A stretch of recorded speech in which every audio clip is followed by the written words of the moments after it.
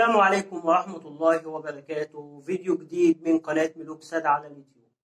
النهاردة نزلت قناة جديدة على القمر الصناعي نايل سات تحت اسم قناة كليوباترا.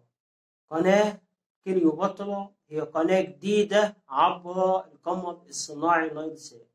القناة ديت متخصصة منوعات بين أفلام ومسلسلات ومسرحيات، يعني قناة منوعات على القمر الصناعي نايل سات.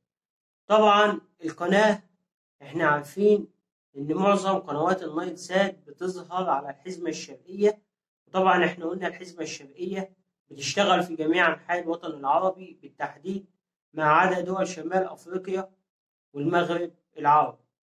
طبعا باقي الدول القناة والتردد بيشتغل في جميع أنحاء الدول العربية.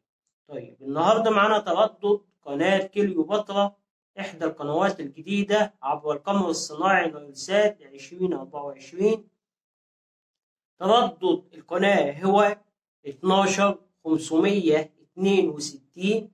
أيوه هو ده التردد 12562 مع معدل ترميز أو درجة رمز 27500، والاستقطاب هيكون حرف الفي عمودي أو رأس.